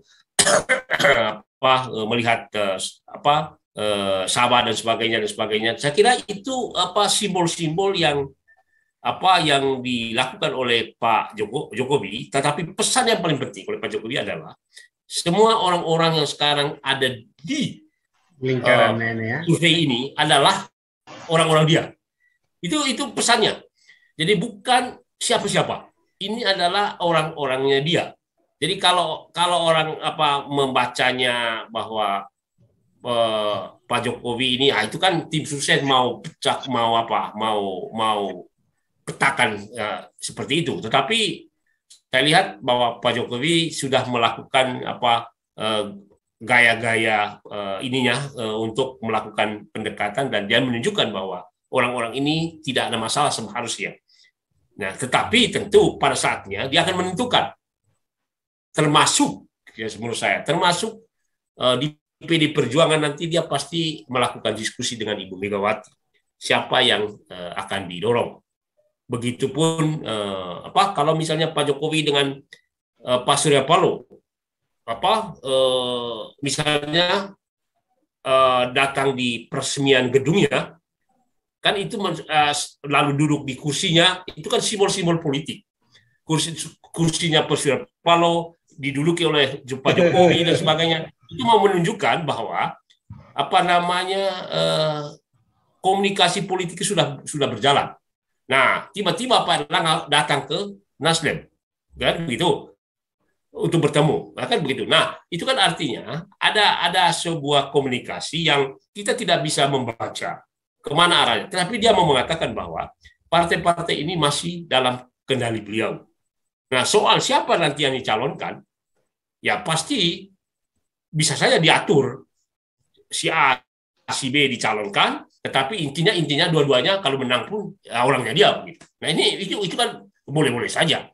Tapi kalau partai oposisi udahlah nggak usah bicara karena hanya dua, yakni PKS sama Partai Demokrat. Dan kalaupun dia paksakan diri nggak bisa calonkan presiden, pasti dia harus berkomunikasi dengan partai yang sekarang ini ada di pemerintah. Begitu, Pak Guris. Oke. Kalau kita melihat ya dari pemilu ke pemilu, kemudian bagaimana partai-partai itu melakukan transaksi politik ya, atau mungkin sederhananya bagaimana partai-partai itu bergabung ya atau berkoalisi di dalam pemilu. Sering sekali mereka mengabaikan yang namanya ideologi ya. Yang dikedepankan itu biasanya adalah kepentingan pragmatis ya, kepentingan sesaat yang publik anggap itu sebagai bentuk transaksi politik yang dibuat oleh partai politik. Nah, bagaimana KM melihat fenomena-fenomena seperti itu? Terima kasih, Bung Boris. Saya kira kita tidak hanya bicara tentang Pilpres. Pilkada yang lalu, PD Perjuangan bisa berkoalisi dengan PKS. Ya. Kemudian P3 bisa berkoalisi dengan Partai Nasdem. Kemudian PKB bisa berkoalisi dengan Partai Gerindra dan sebagainya. Saya kira partai-partai di Indonesia untuk bicara ideologi ya, tetapi bicara tentang koalisi, memenangkan sebuah kompetisi, saya kira sudah kita lihat di potret pilkada, dan itu sudah jelas gitu, tidak ada masalah di situ. Nah, kan ada dua hal yang yang akan menjadi jodoh di politik ini, Bung Goris. Yang pertama adalah bicara kepentingan kita sama atau tidak. Kemudian yang kedua tentu bicara tentang kerja-kerja politik untuk memenangkan di tingkat daerah, melalui yakni pileg, karena memang itu kan satu hari dengan pileg. Nah, karena itu kepentingan itu akan menjadi pembicaraan yang utama. Tentu yang ketiga adalah faktor biaya politik. Nah, itu tidak bisa juga dipungkiri karena biaya politik itu juga perlu. Karena kalau tidak ada biaya politik, bagaimana mereka bersama-sama untuk memenangkan kompetisi di daerah masing-masing. Nah, karena itu maka komunikasi kepentingan-kepentingan itulah menjadi satu hal yang paling penting dalam mengambil keputusan partai politik nanti. Siapa kira-kira yang akan mereka dorong. Nah, bicara tentang ada istilah di dalam politik ya Om Goris, konflik dalam kemesraan. Bahwa hari ini ada konflik, ya silakan, tapi masih dalam konteks kemesraan gitu. Jadi tidak ada masalah sebenarnya. Jadi koalisi itu pasti akan muncul, ada ini, tapi bicara kepada konflik untuk nanti semakin bermesra ya. Kan gitu. Kalau gitu. Nah, artinya ini adalah hal yang biasa dalam kompetisi semacam ini. Nah, kalau bicara ideologi ini dan sebagainya, ada nanti ada partai nasionalis, saya kira mungkin dalam pertarungannya, tapi kalau pada saat penentuan calon itu tidak ada ideologi di situ, tapi kepentingan yang paling utama. Begitu, Bung Boris. Oke, ini audionya itu dibuka ya, mohon dibuka ya. Ini penting sekali untuk dibahas ya. Ada yang namanya hukum besi partai politik ya. Misalnya partai sekarang melihat ada sejumlah kandidat ya yang sangat menonjol ya, dan ada beberapa kandidat misalnya yang istilahnya kandidat yang saingannya itu justru menjadi kompetitif di internal partai, misalnya Puan dan Ganjar ya. Maka di situ, atau Anies dengan Prabowo katakanlah begitu ya. Maka di situ tentu saja akan berlaku hukum besi partai. Nah, hukum besi partai itu artinya apa? Partai tidak lagi memperhitungkan suara-suara publik tentang siapa yang paling terpilih misalnya di tingkatan publik ya. Tetapi yang bermain itu adalah otoritasnya partai. Nah, katakanlah dalam pemilu 2024 kita melihat bahwa hukum besi partai itu pasti berlaku. Misalnya Gerindra dengan PDIP itu pasti akan misalnya menentukan udah deh Prabowo dengan Puan aja. Kemudian pasti ada calon satunya lagi yang boleh dikatakan sebagai boneka ya. Mungkin bukan Anies, juga mungkin bukan Ganjar ya.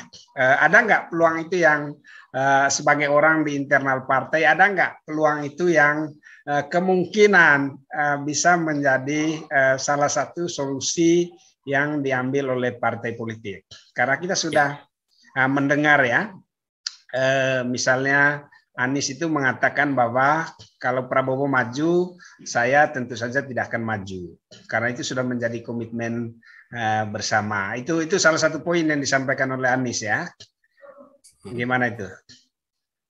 Ya, Bung Boris, dalam politik itu bisa saja. Ya. Semacam itu. Tetapi kembali kita harus katakan bahwa ini sekarang pemilihan langsung yang harus menjadi pertimbangan dari partai-partai politik. Kalau dulu boleh saja kalau pemilihan melalui DPRD atau melalui MPR, itu boleh saja. Tapi ini sekarang pemilihan langsung, dan pemilihan langsung kayak seperti ini susah sekali untuk partai politik memaksakan kehendaknya untuk menentukan calon.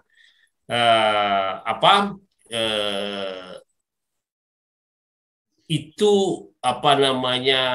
dalam posisi semacam pemilihan langsung begini memang betul-betul partai politik harus mencalonkan ini. Kan sudah bukti dulu. Misalnya Ibu Mega mau memaksakan diri mencalonkan misalnya, tetapi setelah disurvei itu rendah, akhirnya doronglah Jokowi Widodo. Itu kan berarti ada pengalaman politik yang harus menjadi pertimbangan partai politik. Tetapi lagi-lagi ini namanya politik. bisa saja itu terjadi, bisa saja juga itu tidak terjadi. Karena apa? Karena sekali lagi bahwa dengan kebebasan semacam ini, banyaknya media-media online dan sebagainya, itu berat sekali ya kalau kita memaksa. Nah, kan gitu ya, begitu berat sekali. Dan saya kira itu agak susah untuk hari ini, agak susah karena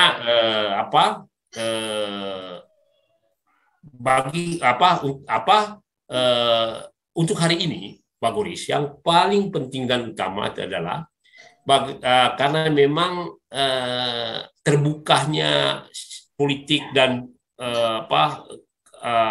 bagaimana masyarakat berpartisipasi dalam penentuan memilih pemimpin bangsa ini berawal dari saat misalnya Pak SBY periode pertama, kemudian Pak Jokowi di berikutnya. Ini kan kelihatan sekali bahwa masyarakat ikut partisipasi melalui lembaga-lembaga survei tadi. Nah, ketahuan. Jadi tidak bisa memaksa. Kalau memaksa pasti saya yakin pasti kalah. Jadi, tapi itu tadi sekali lagi Pak Goris bahwa bisa saja nanti itu terjadi melalui oligarki party, tetapi saya kira itu sangat jauh dari dari yang kita lakukan hari ini, gitu, Bang Goris. Ya. Ya, ini kan ada fenomena yang sangat menarik ya, di tingkat lokal ini kan termasuk juga di tingkat pusat ya.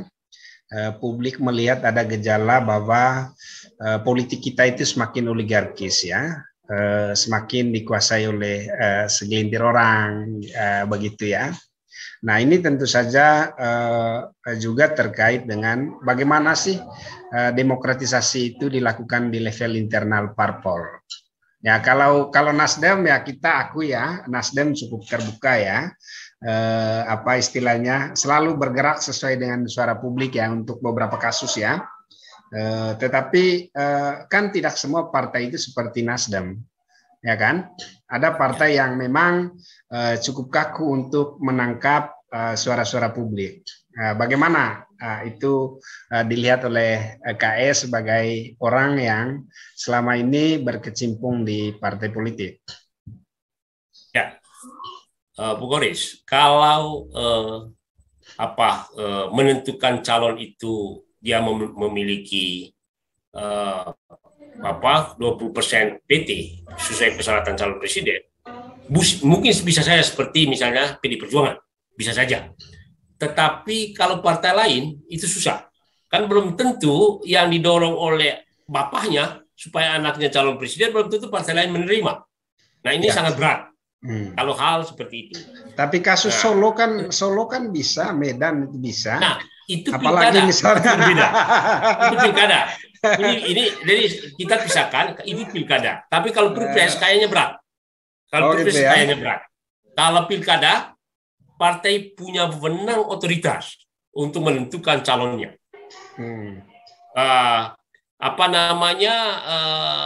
Tapi kalau pilpres itu menurut saya tidak bisa dilakukan kayak partai politik DPP menentukan calon pilkada. Sangat berbeda ini. Nah, karena itu Bung Goris, saya lihat bahwa bicara tentang oligarki partai dalam rangka penentuan calon presiden menurut saya tidak mungkin akan muncul. Nggak mungkin akan muncul. Karena misalnya gini, kalau betul misalnya Ibu Puan mau mencalonkan diri. Nah, fakta surveinya kan masih rendah di bawah Pak Ganjar. Kan artinya apa? Antara keinginan dari kita berbeda dengan apa yang menjadi harapan masyarakat. Dan ini kan masalahnya.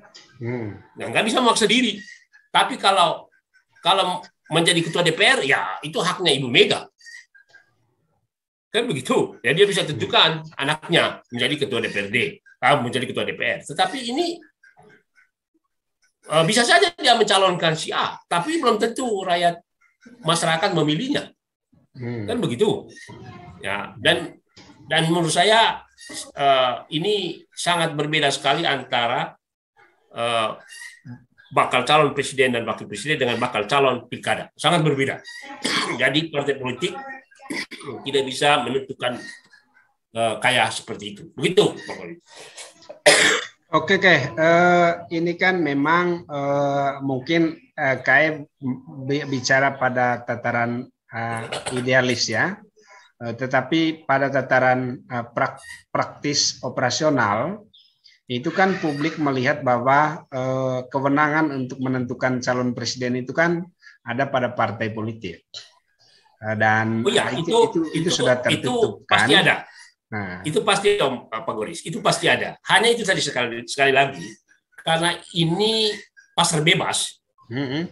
Kalaupun kita memaksa kehendak bahwa ini calon kita, belum tentu rakyat memilih. Ya. Tetapi itu pada saat komunikasi politik, pertemuan dalam rangka partner koalisi, disitulah akan bicara. Bisa saja tidak melihat survei, bisa saja tidak melihat survei, tetapi akan melihat kepentingan. Artinya tadi kan potret survei ini kan adalah potret masyarakat, kan begitu.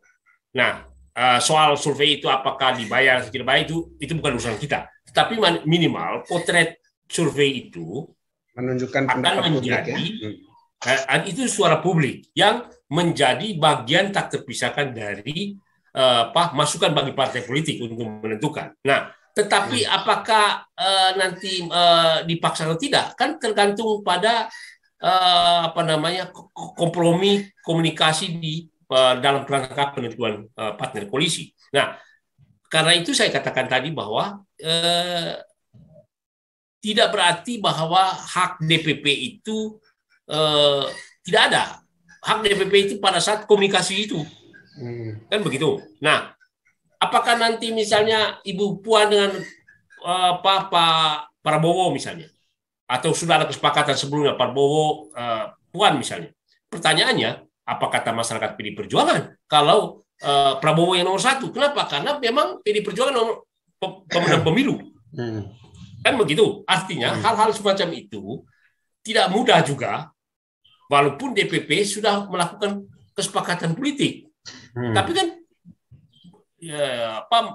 para pengurus daerah ya belum tentu bisa bekerja efektif karena mereka mungkin, waduh, calon kita ini kayaknya tidak dipilih oleh masyarakat. Bisa-bisa saya sebagai calon legislatif nggak akan ada dampak politik. Ya ini kan begitu-gitulah yang menjadi pertimbangan, Bung Goris.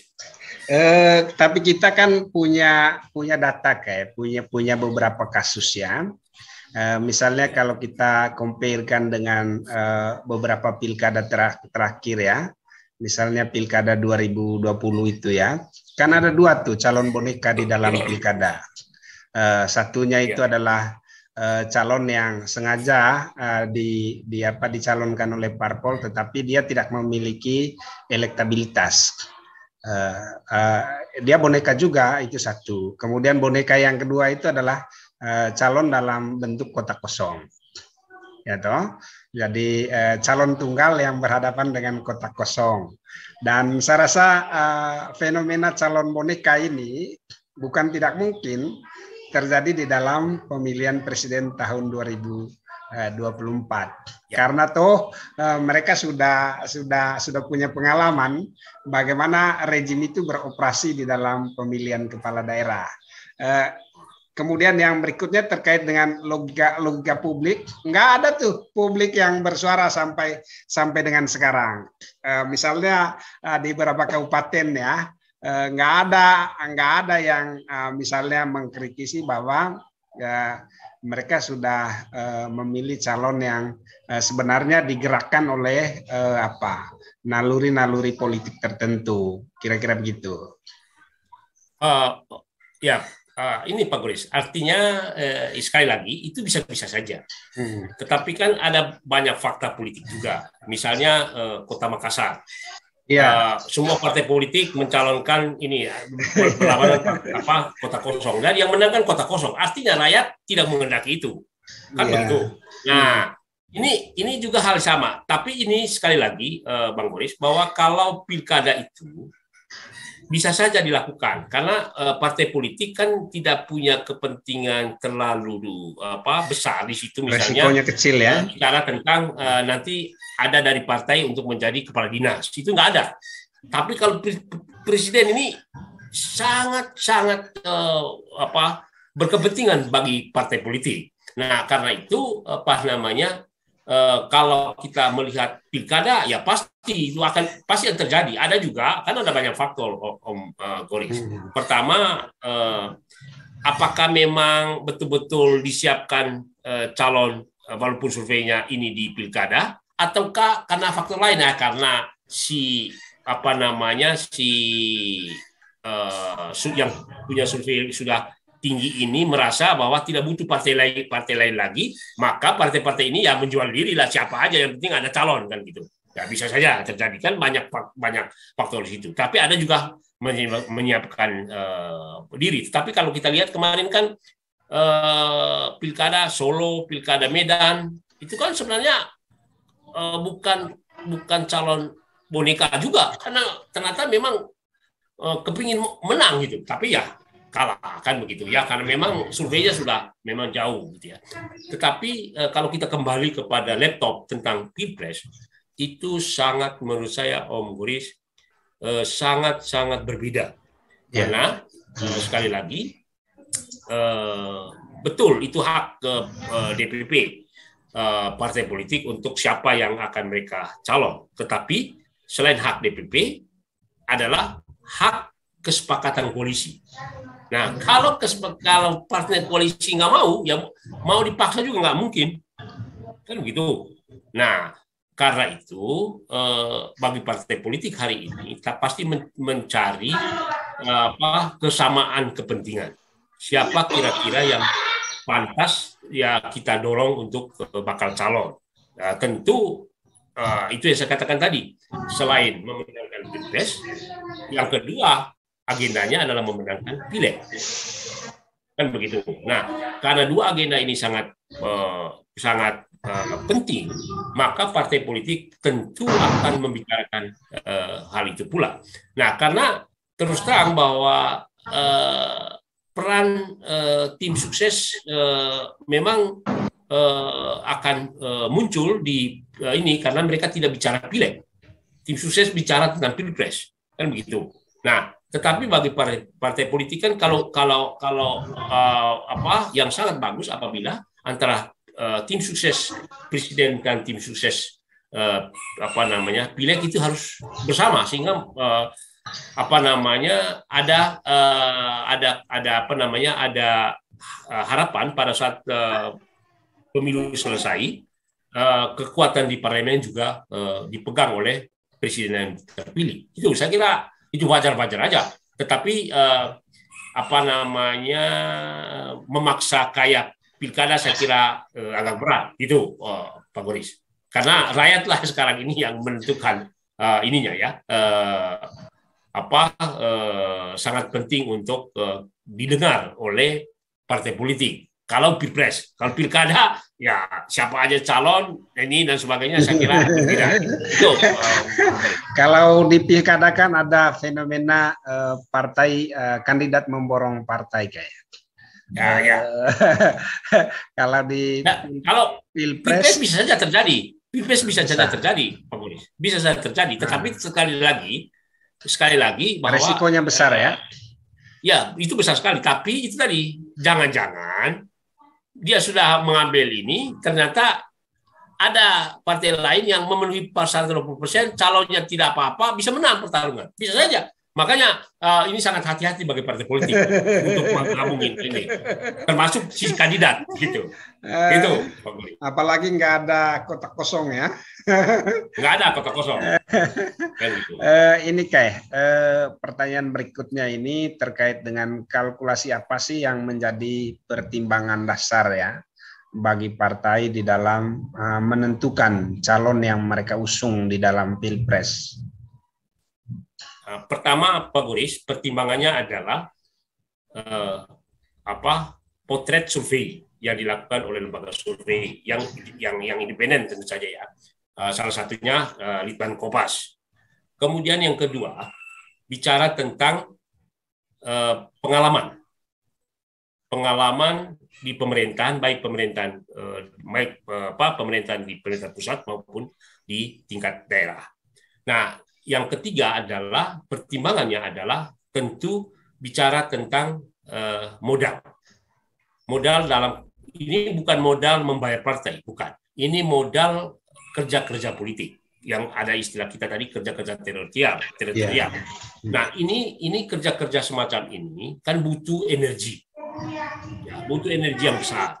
Nah, karena itu maka modal uang juga adalah hal penting. Karena itu saya katakan tadi, karena ini juga kan bicara tentang pileg.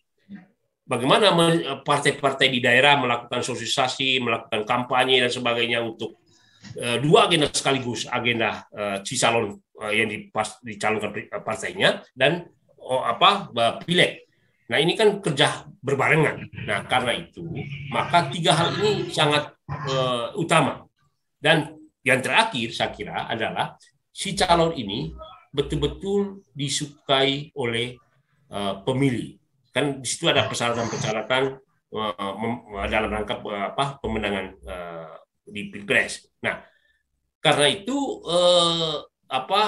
potret survei ini sangat-sangat menjadi penting bagi partai politik. Tapi tentu survei yang dilakukan bisa dilakukan dua hal. Pertama, survei kita mendengar survei yang dilakukan oleh lembaga survei yang independen. Tetapi yang kedua pasti partai politik juga melakukan survei internal. Kira-kira siapa yang pantas. Nah, tetapi apakah hari ini partai politik belum bicara tentang calon presiden? Sudah lakukan pembicaraan. Tetapi kan pembicaraan itu kan yang namanya di politik itu kan takutnya ada satu titik tertentu ya lecet politik gitulah. Kan bisa aja satu tertentu misalnya dia kita calonkan si A, tiba-tiba kena korupsi. Padahal kita sudah calon, kan partai politik yang malu. Makanya hari ini Pak Kolis, partai politik belum berani mencalonkan. Takutnya itu. Sudah mencalonkan si A, tiba-tiba ada ada kasus ya, ada tsunami politik. Nah, akhirnya apa? Dampaknya kepada partai politik. Makanya hari-hari ini memang kalau ada memaksa siapa calon presiden partai, ya pasti yakin belum bisa ditentukan. Begitu Pak Kolis. Oke, ini pertanyaan yang juga saya rasa sangat penting ya. Pertimbangan apa sih yang paling urgen bagi partai ya di dalam misalnya menentukan kami akan mencalonkan ini?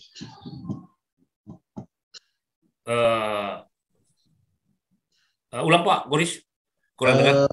Pertimbangan-pertimbangan yang misalnya menjadi dasar bagi keputusan parpol untuk menentukan atau mengkandidasi salah satu calon ya.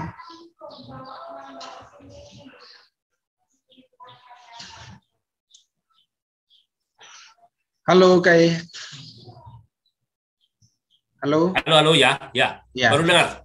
Ya, baru dengar ya. Ya, pertimbangan apa sih yang menjadi dasar bagi sebuah parpol untuk mencalonkan calon tertentu ya? Itu tadi Pak Goris. Pertimbangan yang paling utama adalah si calon kandidat ini bisa memenangkan kompetisi. Ya. Itu faktor paling utama. Nah, yang kedua tentu faktor figur ini apakah dia bisa memimpin atau tidak, bisa memimpin atau tidak. Nah, karena walaupun dia punya uang, tetapi dia tidak bisa memimpin, ya nggak bisa. Saya kira partai politik juga berhati-hati untuk karena ini kan bicara tentang memimpin bangsa 5 tahun. Nah, tidak mau juga salah melangkah. Nah, saya kira pertimbangan-pertimbangan itulah yang paling utama bagi partai politik untuk menentukan calonnya mereka nantinya. Nah, tetapi pertimbangan itu tentu menjadi kesepakatan di partner koalisi. Jadi bukan soal partai A memaksa kehendaknya. Itu sangat berbeda posisi hari ini. Begitu, Pak Boris. Oke, ini yang terakhir ya. Apa nih catatan penting yang bisa KAI rekomendasikan terkait dengan arah koalisi parpol dalam pemilu 2024? Ya. Mungkin catatan yang bisa dijadikan sebagai edukasi untuk publik. Ya, yang pertama tentu saya berharap bahwa rakyat, masyarakat bersama-sama memberikan masukan kepada partai-partai politik tentang calon yang akan yang dipertimbangkan partai nanti untuk mencalonkan diri. Nah, yang kedua, saya kira partai politik pun kita berharap bahwa tidak bisa memaksa kehendaknya calon yang mereka usung yang ada dosa-dosa politiknya. Nah, karena terus terang bahwa yang kita harapkan adalah pemimpin presiden dan wakil presiden yang bisa melanjutkan apa yang sekarang dikerjakan oleh Presiden Jokowi dan Kiai Wakil Presiden hari ini. Nah, karena itu saya berharap bahwa calon-calon presiden yang muncul nanti kalau bisa adalah calon-calon presiden yang mumpuni untuk memimpin 5 tahun ke depan. Begitu, Pak Boris. Oke, terima kasih banyak kepada Bang Ferdi yang sudah bersedia hadir di studio Gurisadan TV. Dari studio kami mengucapkan banyak terima kasih, salam hangat, selalu sehat dan sukses dalam perjuangan. Terima kasih kepada pemirsa Gurisadan TV atas kesediaannya untuk selalu menonton kanal YouTube kami. Dan kami akan selalu hadir dengan isu-isu yang aktual bersama Bung Ferdinand. Terima kasih, selamat siang, selalu sehat. Salam dari studio.